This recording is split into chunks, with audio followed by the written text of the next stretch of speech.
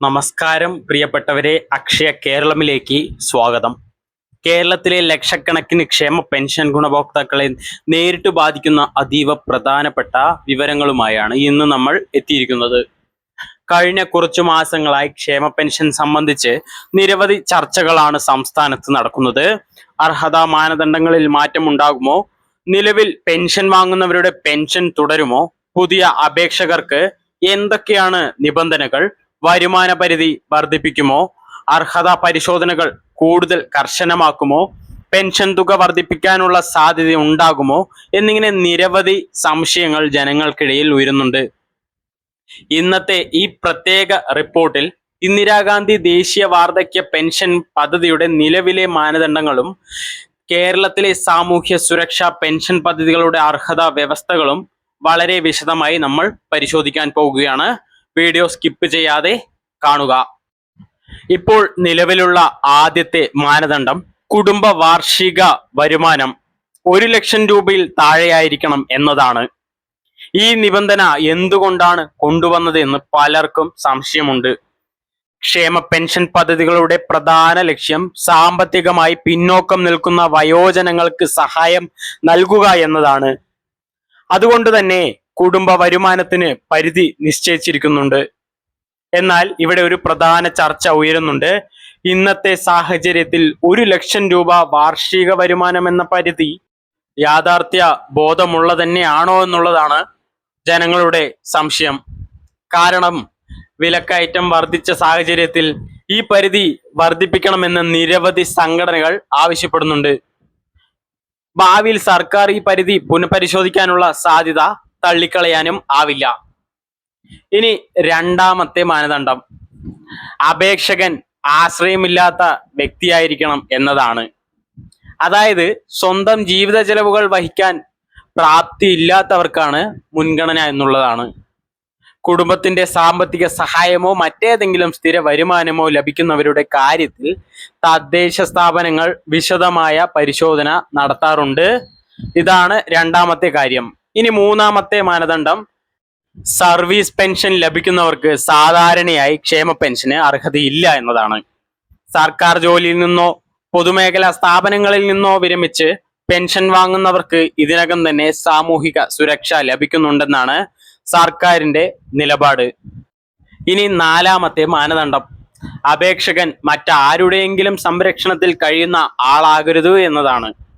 ഇതും പലപ്പോഴും വിവാദമാകുന്ന ഒരു വിഷയമാണ്. മക്കൾ വിദേശത്തുണ്ടെങ്കിലും സാമ്പത്തിക സഹായം നൽകുന്നില്ലെങ്കിൽ എന്താവും സ്ഥിതി? കുടുംബാംഗങ്ങൾ ഉണ്ടെങ്കിലും അവരിൽ നിന്ന് സഹായം ലഭിക്കാത്തവർക്ക് എങ്ങനെ അർഹത തെളിയിക്കാം?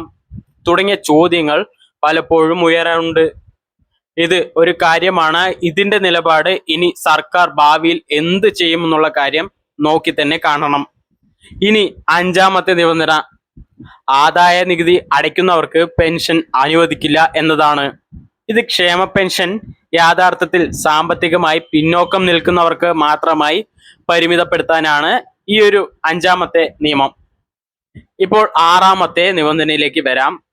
മറ്റ് സാമൂഹ്യ സുരക്ഷാ പെൻഷനുകൾ വാങ്ങുന്നവർക്ക് വീണ്ടും അപേക്ഷിക്കാൻ സാധിക്കില്ല. എന്നാൽ ചില പ്രത്യേക സാഹചര്യങ്ങളിൽ ഭിന്നശേഷി പെൻഷൻ ഉൾപ്പെടെയുള്ള ആനുകൂല്യങ്ങൾ അനുവദിക്കപ്പെടാം. ഇവിടെ പലർക്കും ഒരു സംശയമുണ്ട്, ക്ഷേമ പെൻഷനും EPF പെൻഷനും ഒരുമിച്ച് ലഭിക്കുമോ എന്നുള്ളത്.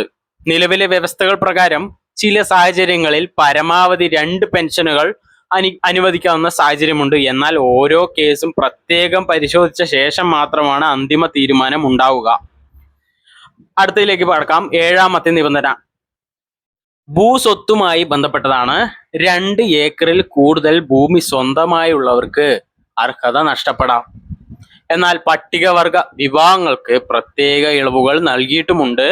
ഇന്നത്തെ സാഹചര്യത്തിൽ ഭൂമിയുടെ അളവ് മാത്രം സാമ്പത്തിക സ്ഥിതി നിർണയിക്കാൻ പോരെന്ന അഭിപ്രായവും ചില വിദഗ്ധർ ഉയർത്തുന്നുണ്ട്. കാരണം കൃഷിയോഗ്യമല്ലാത്ത ഭൂമി കൈവശമുള്ളവർ പോലും സാമ്പത്തിക ബുദ്ധിമുട്ടുകൾ നേരിടുന്നവരാണ്. അത് എല്ലാവർക്കും അറിയാം. അതുകൊണ്ട് തന്നെ ഈ ഒരു കാര്യവും പിന്നീട് ചർച്ചാ വിഷയമാകുമോ എന്നുള്ളത് നോക്കി തന്നെ കാണണം. ഇനി എട്ടാമത്തെ നിബന്ധന പ്രകാരം പതിവായി യാചിക്കുന്നവർക്ക് പെൻഷൻ അനുവദിക്കില്ല എന്നതാണ് സാമൂഹ്യക്ഷേമ സംവിധാനത്തിന്റെ ഭാഗമായുള്ള ഒരു വ്യവസ്ഥയാണ്. ഇതെന്നും കൂടെ ഓർക്കണം.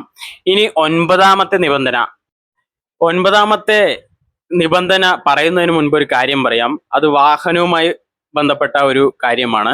ഇപ്പോൾ സമൂഹത്തിൽ എല്ലാവർക്കും അത്യാവശ്യമായിട്ടുള്ള ഒരു കാര്യം ഒരു വാഹനമാണ്. വാഹനം എന്ന് പറയുമ്പോൾ ഒരു നാല് ചക്ര വാഹനം, ഒരു കാർ എല്ലാവർക്കും അത്യാവശ്യമാണ്, പ്രത്യേകിച്ച് വയോധികരെ സംബന്ധിച്ചിടത്തോളം.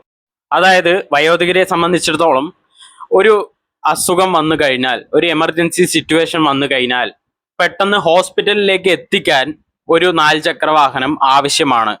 പക്ഷേ നമ്മൾ ഒരു പുതിയ ബൈക്ക് വാങ്ങുന്ന ആ വില പോലും ആയിരിക്കില്ല ആ കാറ് വാങ്ങിച്ചിരിക്കുന്നത്. കാരണം ഇപ്പോൾ ഒരു ബൈക്ക് വാങ്ങണമെങ്കിൽ പോലും 1.5 ലക്ഷം രൂപ ചുരുങ്ങിയതാവും. സാധാരണക്കാര് ഒരു 50,000 അതുപോലെ 70,000 കൊടുത്താണ് ഒരു കാറ് വാങ്ങുന്നത്. ഈ മാനദണ്ഡത്തിൽ അതുമായി ബന്ധപ്പെട്ട ഒരു കാര്യമാണ് പറയാൻ പോകുന്നത്. 9ാമത്തെ നിബന്ധന, വാഹന ഉടമസ്ഥതയുമായി ബന്ധപ്പെട്ട 100 cc മുകളിലുള്ള 4 ചക്ര വാഹനങ്ങൾ സ്വന്തമായി ഉള്ളവർക്ക് അർഹത നഷ്ടപ്പെടാം. ഈ ഒരു കാര്യമാണ് 9ാമത്തെ നിബന്ധന. ഇതിനെക്കുറിച്ചുള്ള അഭിപ്രായം നിങ്ങൾ കമന്റിൽ രേഖപ്പെടുത്തണം. നിങ്ങളുടെ അഭിപ്രായങ്ങൾ കമന്റിൽ രേഖപ്പെടുത്താൻ മറക്കരുത്. പഴയ വാഹനങ്ങൾ കൈവശമുള്ളവർക്ക് പോലും പലപ്പോഴും സാമ്പത്തിക ബുദ്ധിമുട്ടുകൾ ഉണ്ടാവാം. അതുകൊണ്ട് വാഹനത്തിന്റെ നിലവിലെ വിപണി മൂല്യം കൂടി പരിഗണിക്കണമെന്ന ആവശ്യങ്ങളും പക്ഷേ ഈ ചർച്ചകളും ഉയരുന്നുണ്ട്. ഭാവിയിൽ ഇതിനും ഒരു പരിഹാരം ഗവൺമെന്റ് കാണുമെന്ന് പ്രതീക്ഷിക്കാം. ഇനി 10ാമത്തെ നിബന്ധന, അഗതി മന്ദിരങ്ങളിൽ സ്ഥിരതാമസക്കാരായവർക്ക് പെൻഷൻ അനുവദിക്കില്ല എന്നതാണ്. അവരുടെ സംരക്ഷണ ചെലവുകൾ ഇതിനകം തന്നെ സ്ഥാപനങ്ങൾ വഹിക്കുന്നതിനാലാണ് ഈ വ്യവസ്ഥ. ഇതാണ് 10ാമത്തെ നിബന്ധന. അടുത്തത് 11ാമത്തെ നിബന്ധന, കേന്ദ്ര സർക്കാർ, സംസ്ഥാന സർക്കാർ ശമ്പളം അല്ലെങ്കിൽ പെൻഷൻ ലഭിക്കുന്നവർക്ക് ക്ഷേമ പെൻഷൻ ലഭിക്കില്ല എന്നതാണ്. ഇനി അടുത്തത് 12ാമത്തെ നിബന്ധന, ഏറ്റവും പ്രധാനപ്പെട്ടതാണ്. അപേക്ഷകന്റെ പ്രായം 60 വയസ്സ് പൂർത്തിയായിരിക്കണം എന്നുള്ളത്. എന്നാൽ പല സാമൂഹിക സംഘടനകളും ഈ പ്രായപരിധി കുറയ്ക്കണമെന്ന ആവശ്യം ഉന്നയിച്ചിട്ടുണ്ട്. പ്രത്യേകിച്ച് ശാരീരികമായി ജോലി ചെയ്യാൻ കഴിയാത്തവർക്കും ഗുരുതര സാമ്പത്തിക ബുദ്ധിമുട്ട് നേരിടുന്നവർക്കും പ്രത്യേക പരിഗണന നൽകണമെന്നാണ് ഈ ആവശ്യം. ഇപ്പോൾ ഏറ്റവും കൂടുതൽ ആളുകൾ ചോദിക്കുന്ന വിഷയത്തിലേക്ക് വരാം. ഭാവിയിൽ അർഹതാ പരിശോധന കൂടുതൽ കർശനമാകുമോ? കഴിഞ്ഞ വർഷങ്ങളിലെ പല തദ്ദേശ സ്ഥാപനങ്ങളിലെ ഗുണഭോക്താക്കളുടെ രേഖകൾ വീണ്ടും പരിശോധിക്കുന്ന നടപടികൾ സ്വീകരിച്ചിരിക്കുന്നു. കാരണം അർഹതയില്ലാത്തവർ പട്ടികയിൽ തുടരുന്നുവെന്ന പരാതികൾ ഉയർന്നിരുന്നു. അതുകൊണ്ട് തന്നെ വരും മാസങ്ങളിൽ രേഖാ പരിശോധന ശക്തമാക്കാൻ സാധ്യതയുണ്ട്. ബാങ്ക് അക്കൗണ്ട് വിവരങ്ങൾ, ഭൂമി രേഖകൾ, വരുമാന സർട്ടിഫിക്കറ്റ്, വാഹന വിവരങ്ങൾ, പെൻഷൻ വിവരങ്ങൾ എന്നിവ കൂടുതൽ വിശദമായി പരിശോധിക്കപ്പെടാം. മറ്റൊരു പ്രധാന ചർച്ച പെൻഷൻ തുക വർദ്ധിപ്പിക്കുമോ എന്നതാണ്. നിലവിലെ ലഭിക്കുന്ന തുക ഇന്നത്തെ വിലക്കയറ്റ സാഹചര്യത്തിൽ പര്യാപ്തമല്ലെന്ന് ഗുണഭോക്താക്കളുടെ വലിയൊരു വിഭാഗത്തിന്റെ അഭിപ്രായമുണ്ട്. അരി, പച്ചക്കറി, മരുന്ന്, ചികിത്സ, വൈദ്യുതി, വെള്ളം, യാത്രാ ചെലവ് തുടങ്ങിയ എല്ലാ മേഖലകളിലും ചെലവ് വർദ്ധിച്ചിട്ടുണ്ട്. അതുകൊണ്ട് ക്ഷേമ പെൻഷൻ 2,500 to 3,000 രൂപ ആക്കണമെന്നുള്ള ഒരു കാര്യം എല്ലാവരും പറയുന്നുണ്ട്. UDFന്റെ അവരുടെ പ്രകടന പത്രികയിൽ തന്നെ 3,000 രൂപ ആക്കുമെന്ന് പറഞ്ഞിട്ടുണ്ട്. പക്ഷേ ഇത് സാധിക്കും. ഇന്നത്തെ സമ്മേളനത്തിൽ അത് പറഞ്ഞിട്ടുണ്ട്. ഘട്ടം ഘട്ടമായി വർദ്ധിപ്പിക്കും എന്നുള്ള ഒരു സൂചന ഗവൺമെന്റ് തന്നിട്ടുണ്ട്. ഇതോടൊപ്പം മറ്റു നിർദ്ദേശങ്ങളും വരുന്നുണ്ട്. 75 വയസ്സിന് മുകളിലുള്ളവർക്ക് കൂടുതൽ തുക നൽകുക, 80 വയസ്സ് കഴിഞ്ഞവർക്ക് പ്രത്യേക വയോജന സഹായം നൽകുക, ഒറ്റയ്ക്ക് താമസിക്കുന്നവർക്ക് അധിക ധനസഹായം നൽകുക, വീട്ടിലെത്തി മെഡിക്കൽ സേവനം ഉറപ്പാക്കുക, പ്രതിമാസം മരുന്ന് സഹായം നൽകുക. ഇത്തരത്തിലുള്ള നിർദ്ദേശങ്ങൾ സാമൂഹ്യക്ഷേമ രംഗത്ത് പ്രവർത്തിക്കുന്ന നിരവധി സംഘടനകൾ മുന്നോട്ട് വെച്ചിട്ടുണ്ട്. ഇനി വരാനിരിക്കുന്ന വർഷങ്ങളിൽ സർക്കാർ സാമ്പത്തിക സ്ഥിതി മെച്ചപ്പെടുകയാണെങ്കിൽ പെൻഷൻ വർധനയോ പുതിയ ക്ഷേമ ആനുകൂല്യങ്ങളോ പ്രഖ്യാപിക്കാനുള്ള സാധ്യതകൾ രാഷ്ട്രീയ നിരീക്ഷകർ ചൂണ്ടിക്കാണിക്കുന്നുണ്ട്. അതേസമയം സർക്കാർ ഔദ്യോഗിക പ്രഖ്യാപനം വരുന്നതുവരെ യാതൊരു അഭ്യൂഹവും വിശ്വസിക്കരുത്. നിങ്ങളുടെ പെൻഷൻ അക്കൗണ്ട് വിവരങ്ങൾ കൃത്യമായി സൂക്ഷിക്കുക. Aadhaar, ration card, bank passbook, വരുമാന സർട്ടിഫിക്കറ്റ് എന്നിവ പുതുക്കി വയ്ക്കുക. തദ്ദേശ സ്ഥാപനങ്ങളിൽ നിന്ന് വരുന്ന അറിയിപ്പുകൾ ശ്രദ്ധിക്കുക. അർഹതാ പരിശോധനയ്ക്ക് ആവശ്യമായ രേഖകൾ സമയത്ത് സമർപ്പിക്കുക. ഇതാണ് നിലവിലെ സാഹചര്യത്തിൽ എല്ലാ ഗുണഭോക്താക്കളും ചെയ്യേണ്ട ഏറ്റവും പ്രധാനപ്പെട്ട കാര്യം. പ്രിയപ്പെട്ടവരെ, ഈ വിഷയത്തിൽ മറ്റൊരു പ്രധാന കാര്യം കൂടി ചർച്ച ചെയ്യുന്നുണ്ട്. നിലവിൽ ക്ഷേമ പെൻഷൻ ലഭിക്കുന്ന പലർക്കും ഭാവിയിൽ പെൻഷൻ നഷ്ടപ്പെടുമോ എന്ന ആശങ്കയുണ്ട്. എന്നാൽ നിലവിൽ അർഹതയുള്ളവർ അനാവശ്യമായി ഭയപ്പെടേണ്ട സാഹചര്യമില്ല. സർക്കാർ നടത്തുന്ന പരിശോധനകളുടെ പ്രധാന ലക്ഷ്യം അർഹതയില്ലാത്തവരെ കണ്ടെത്തുക എന്നതാണ്. അതുകൊണ്ട് യാഥാർത്ഥ്യത്തിൽ അർഹതയുള്ളവർ ആവശ്യമായ രേഖകൾ കൃത്യമായി സൂക്ഷിക്കുകയും തദ്ദേശ സ്ഥാപനങ്ങളിൽ നിന്ന് ലഭിക്കുന്ന അറിയിപ്പുകൾ ശ്രദ്ധിക്കുകയും ചെയ്താൽ മതി. ഇതിനോടൊപ്പം മറ്റൊരു കാര്യവും ശ്രദ്ധിക്കേണ്ടതാണ്. പലപ്പോഴും ഗുണഭോക്താക്കളുടെ ബാങ്ക് അക്കൗണ്ട് വിവരങ്ങളിലോ ആധാർ വിവരങ്ങളിലോ ഉണ്ടാകുന്ന ചെറിയ പിഴവുകൾ പോലും പെൻഷൻ വിതരണത്തിൽ തടസ്സം സൃഷ്ടിക്കാറുണ്ട്. അതേപോലെ തന്നെ ജൂൺ മാസത്തെ ക്ഷേമ പെൻഷൻ വിതരണം ഈ മാസം, അതായത് ജൂൺ മാസം 2026 24 തീയതി വിതരണം ആരംഭിക്കുമെന്നാണ് പറഞ്ഞിരിക്കുന്നത്. അതുകൊണ്ട് തന്നെ എല്ലാവർക്കും ഒരേ സമയം പണം എത്തണമെന്നില്ല. വിതരണം കോപ്പറേറ്റീവ് ബാങ്ക് മുഖേന വീട്ടിലേക്കുള്ള ധനസഹായം ഒരാഴ്ച, ചിലപ്പോൾ 5 ദിവസമെല്ലാം ടൈം എടുക്കുന്നതായിരിക്കും. അതുകൊണ്ട് ആരും പരിഭ്രാന്തപ്പെടേണ്ട കാര്യമില്ല.